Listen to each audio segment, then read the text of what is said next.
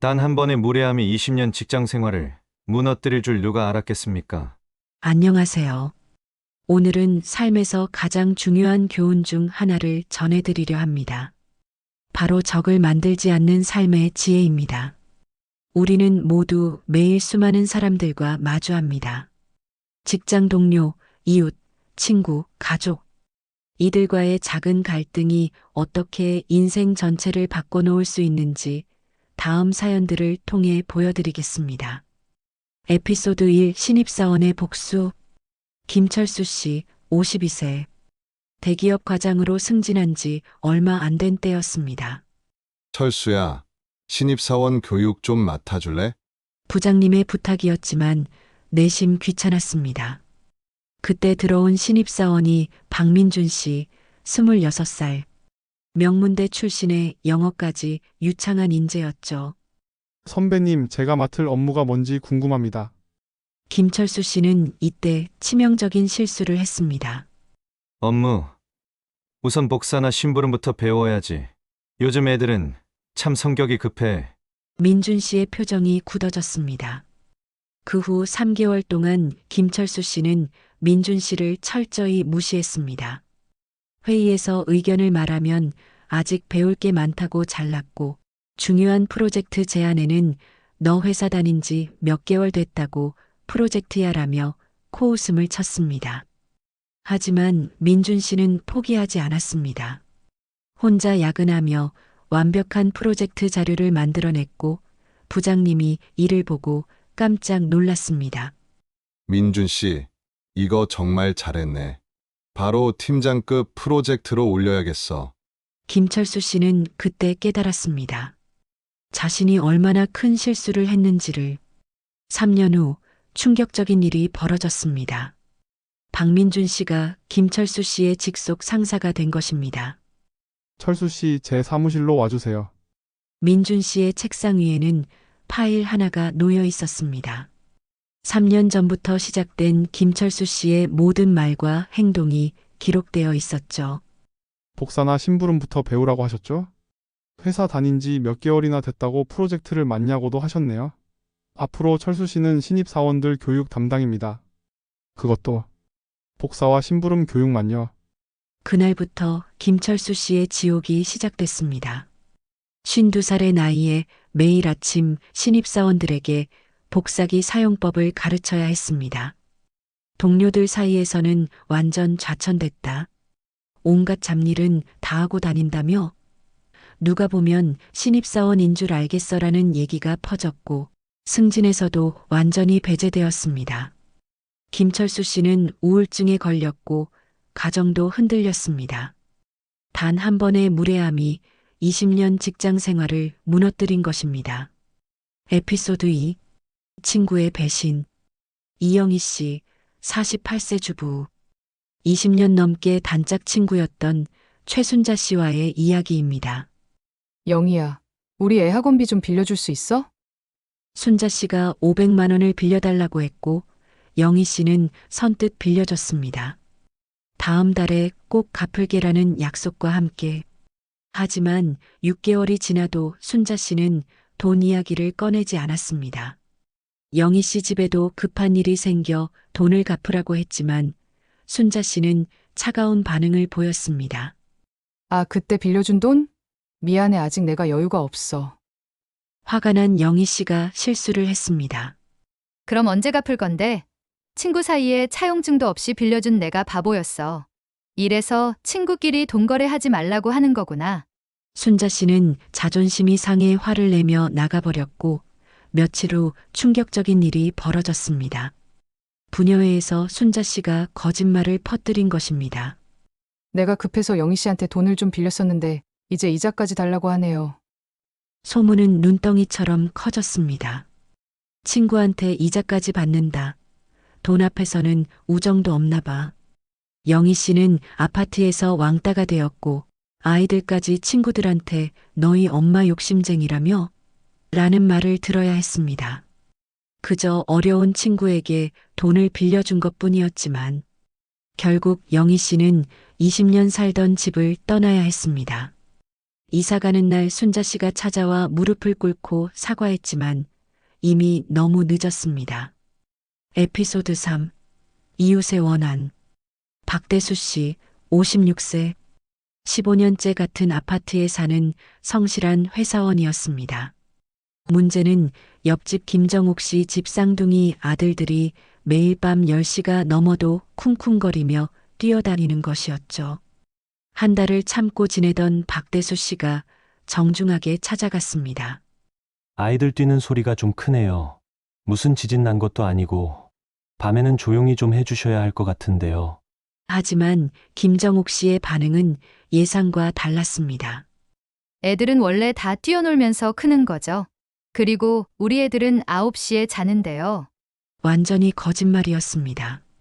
그날 밤부터 더 심해졌고 박대수 씨가 관리사무소에 신고하자 김정옥 씨는 충격적인 행동을 했습니다.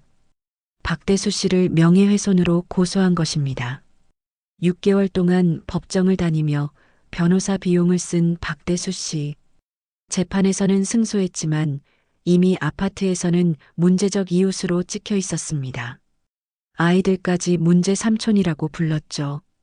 15년 살던 아파트에서 왕따가 된 박대수 씨. 그저 아이들이 뛰지 않고 조용히 좀 놀게 해달라고 했지만 작은 소통의 실패가 평생의 적을 만든 것입니다. 에피소드 4. 형제의 깨진 신뢰. 이성호 씨, 51세.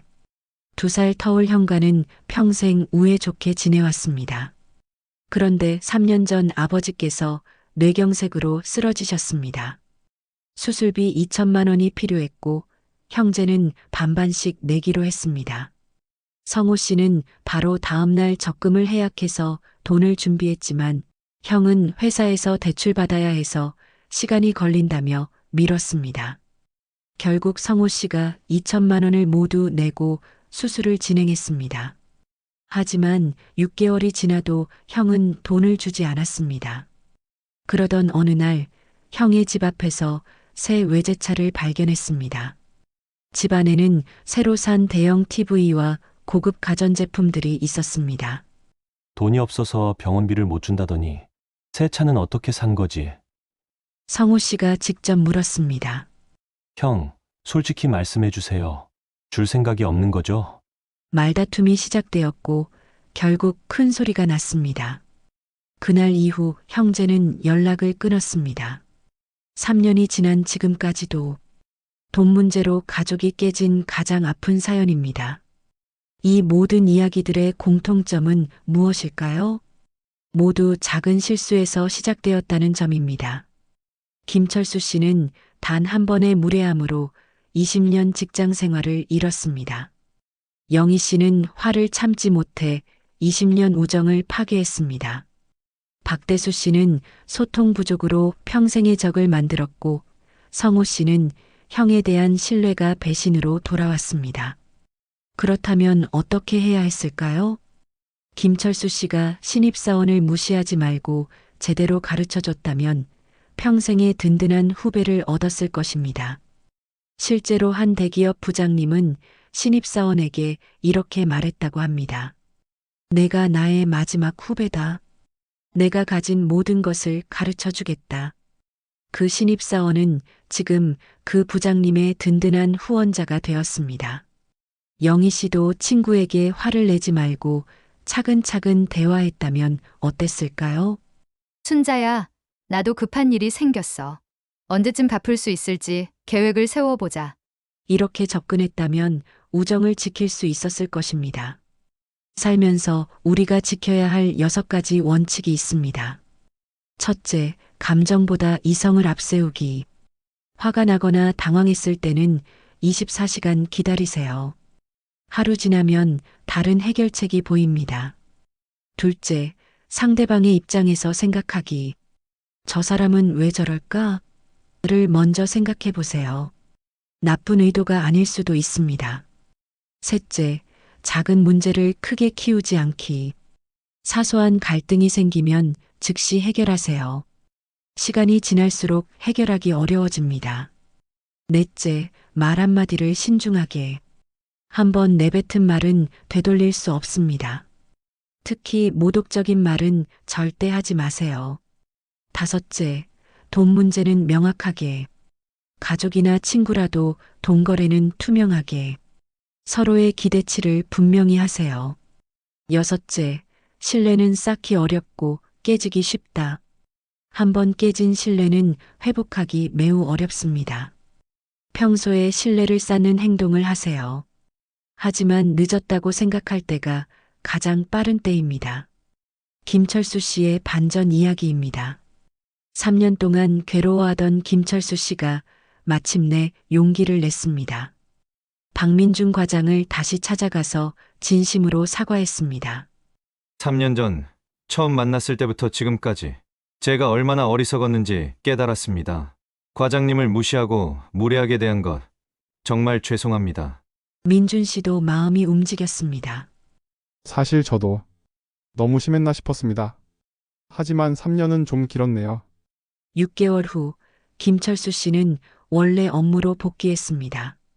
민준 씨가 직접 건의한 것이었죠. 박대수 씨의 화해 이야기입니다. 2년 동안 이웃들과 냉랭한 관계를 유지하던 박대수 씨가 먼저 화해의 손을 내밀었습니다. 죄송합니다. 제가 처음부터 잘못 접근했나 봅니다. 김정욱 씨도 마음을 열었고 지금은 두 집 아이들이 함께 놀며 좋은 이웃이 되었습니다. 가장 감동적인 건 이성호 씨 형제 이야기였습니다. 아버지께서 돌아가시면서 다시 만나게 된 두 형제. 형이 무릎을 꿇고 사과했습니다. 그땐 미안했다. 정말 미안했어. 그 돈 지금이라도 갚을게. 성호 씨가 형을 일으켜 세우며 말했습니다. 형, 이제 됐어요. 돈은 중요하지 않아요. 지금 두 형제는 예전보다 더 가깝게 지내고 있습니다. 왜 우리는 주변에 적을 만들면 안 될까요? 첫째, 적은 우리 자신을 파괴합니다. 김철수 씨처럼 한 번 만든 적은 우리를 지속적으로 괴롭힙니다. 우울증에 걸리고 가정이 흔들리고 직장 생활이 무너집니다.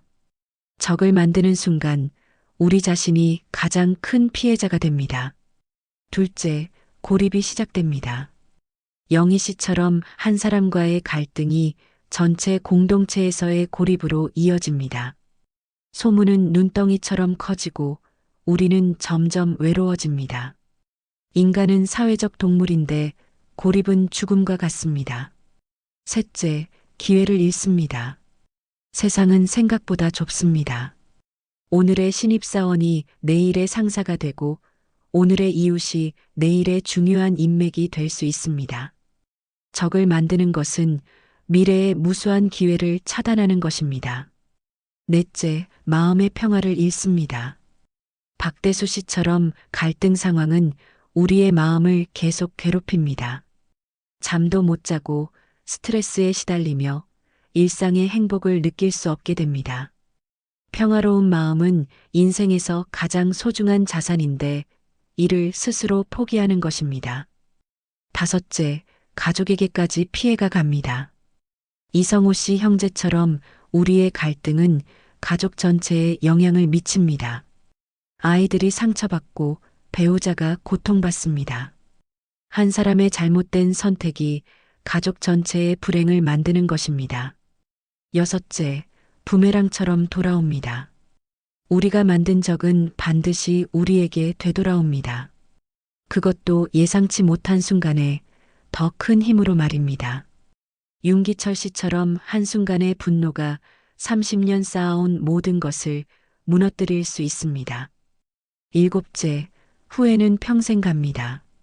무엇보다 가장 아픈 것은 후회입니다. 그때 왜 그랬을까? 조금만 참았으면, 다르게 말했으면. 이런 후회는 평생 우리를 따라다닙니다. 반면에 친구를 만들면 모든 것이 반대가 됩니다. 도움을 받고 기회가 늘어나고 마음이 평화로워지고 가족이 행복해지고 좋은 것들이 돌아오고 만족스러운 인생을 살 수 있습니다. 오늘부터 실천해 보세요. 집에 돌아가시면 한 가지만 해보세요. 오랫동안 연락하지 못한 사람에게 안부 인사를 보내세요. 미안하다고 말하고 싶었던 사람에게 용기를 내서 사과해 보세요. 안녕하세요. 오랜만에 연락드려요. 잘 지내시죠? 그때 제가 실수했네요. 정말 죄송합니다. 덕분에 많은 도움 받았어요. 감사합니다. 여러분의 작은 용기가 누군가의 하루를 밝게 만들 수 있습니다. 그리고 여러분 자신의 마음도 한결 가벼워질 것입니다. 기억하세요. 적을 만들지 않는 것이 아니라 친구를 만드는 것이 진정한 인생의 지혜입니다. 모든 만남에는 의미가 있고 모든 인연에는 배움이 있습니다. 인생은 혼자 사는 게 아닙니다. 우리는 모두 서로 연결되어 있습니다. 가족, 친구, 동료, 이웃. 모든 인연이 소중합니다. 오늘부터 여러분의 새로운 인생이 시작됩니다. 더 따뜻하고 더 풍요로운 인간관계를 만들어 가세요. 여러분이 오늘 이 영상을 통해 작은 깨달음을 얻으셨기를 바랍니다. 그리고 그 깨달음이 더 나은 내일을 만드는 첫걸음이 되시기를. 구독과 좋아요는 더 좋은 콘텐츠를 만드는 힘이 됩니다. 댓글로 여러분의 생각도 나눠주세요. 감사합니다.